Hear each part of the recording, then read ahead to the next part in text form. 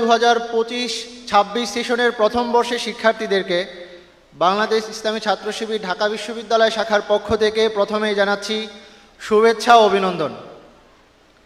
তোমরা বিশাল এক ভর্তি যুদ্ধ, যে যুদ্ধে সৈন্য সংখ্যা থেকে অনেক, সেই যুদ্ধে বিজয়ী হয়ে আজকে ঢাকা বিশ্ববিদ্যালয়ে পদার্পণ করেছ। ফলে তোমাদের প্রতি দেশ ও জাতির স্বপ্ন অনেক। আমরা যে বিশ্ববিদ্যালয়ে আজকে এসেছি, আমরা কিছু মানুষকে আজকে স্মরণ করতে চাই।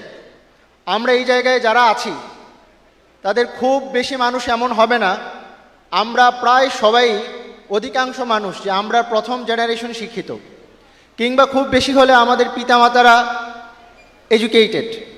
এমন সংখ্যা খুব কম পাওয়া যাবে যাদের তৃতীয় প্রজন্ম শিক্ষিত। যে মানুষগুলোর কারণে আমরা এই পূর্ববঙ্গের চাষা ভূষা মুসলমানরা ঢাকা বিশ্ববিদ্যালয় পেয়েছি, আমরা সেই মানুষদেরকে আজকে স্মরণ করতে চাই।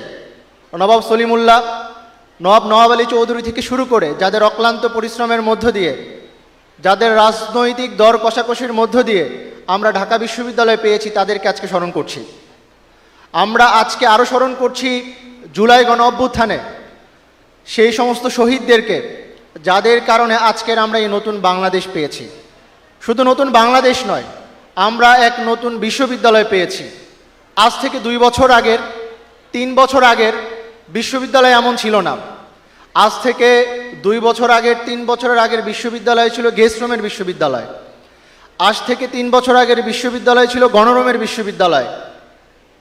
একজন শিক্ষার্থী প্রথম বর্ষে যখন বিশ্ববিদ্যালয়ে ভর্তি হয়, সে অনেক বড় স্বপ্ন নিয়ে বিশ্ববিদ্যালয়ে ভর্তি হয়।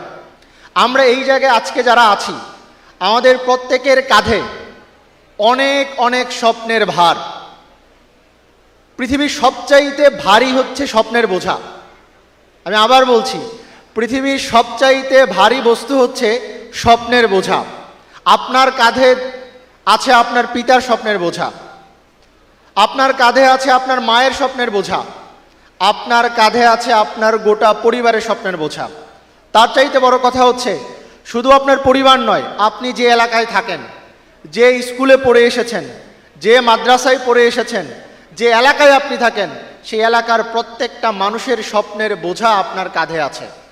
ফলে বিশাল এক বোঝা নিয়ে আপনি এই বিশ্ববিদ্যালয়ে এসেছেন। কিন্তু খুবই দুঃখের সাথে আমরা দেখি যে 5 বছর শেষ করার পরে কেউ তার স্বপ্নের খুব কাছাকাছি পৌঁছে যায়, আবার কেউ তার স্বপ্ন থেকে বিচ্যুত হয়ে যায়।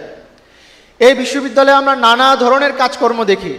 কেউ যখন বিশ্ববিদ্যালয়ের প্রথম বর্ষ থেকে শুরু করে তার স্বপ্নের পিছে দৌড়াতে থাকে, বিপরীতক্রমে কিছু মানুষকে আমরা দেখি তার বিশ্ববিদ্যালয়ের প্রথম বর্ষ থেকেই নানা ধরনের অনৈতিক কার্যক্রমে জড়িয়ে যায়। আমাদের বিশ্ববিদ্যালয়ের আশেপাশে অনেক জায়গা আছে যেই জায়গায় চাঁদাবাজি হয়, যেই জায়গায় গাঁজাবাজি হয়। খুবই দুঃখের সাথে বলতে হয়, এই কাজগুলা আপনার, আমার, ছোট ভাই, বড় ভাইরাই করছে। ফলে এই যে বড় স্বপ্নের বোঝা নিয়ে আমরা বিশ্ববিদ্যালয়ে এসেছি, সেই স্বপ্নের বোঝাকে প্রলম্বিত করা, সেই স্বপ্নের কাছাকাছি পৌঁছার চেষ্টা করা আমাদের দায়িত্ব।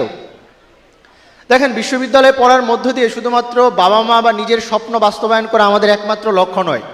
আমাদের আরও লক্ষ্য হয়ে দাঁড়ায়, নিজে যেমন আমি স্বপ্ন দেখছি, আমার পরিবারের অন্য সদস্যদেরকে স্বপ্ন দেখানো।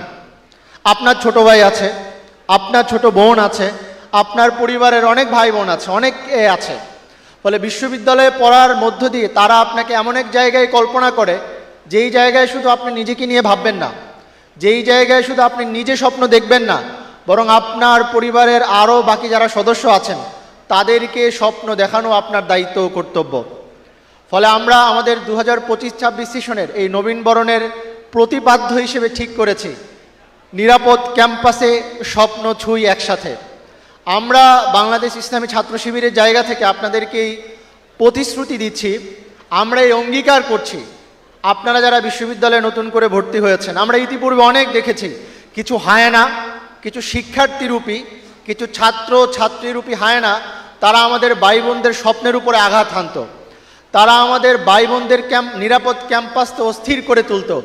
আমরা বাংলাদেশ ইসলামী ছাত্র শিবিরের জায়গা থেকে আপনাদেরকে এই প্রতিশ্রুতি দিতে চাই যে আপনাদের এই ক্যাম্পাসকে আমরা নিরাপদ রাখবই, এবং যে স্বপ্ন আমরা দেখছি, আপনি দেখছেন, আপনার পরিবার দেখছে, আপনার ভাই বোন দেখছে আপনাকে নিয়ে, সেই স্বপ্নের যাত্রায় আমরা আপনার সাথী হতে চাই। এবং আজকের এই জায়গায় আমরা যারা দাঁড়িয়ে আছি, আপনি আমি, আজ থেকে 5 বছর পরে, আজ থেকে 10 বছর পরে আগামীর বাংলাদেশ আমি এবং আপনিই চালাবো। এর কোনো বিকল্প নাই। আপনি নিজেকে যাই মনে করেন না কেন, কিন্তু আপনি বাংলাদেশের এক গুরুত্বপূর্ণ জায়গায় এসেছেন। ফলে আগামী 5 বছর 10 বছর পরের বাংলাদেশ আপনার হাতে আসবে। এখন ঠিক করতে হবে আগামীর বাংলাদেশ আপনি কিভাবে চালাবেন। এই বিশ্ববিদ্যালয় থেকে অনেকে পড়ে গিয়েছেন, তারা হয়তো অনেক যোগ্য ছিলেন, কিন্তু আমরা দেখি হাজার হাজার লাখ লাখ কোটি টাকার চাঁদাবাজি, দুর্নীতির সাথে তারাই জড়িত।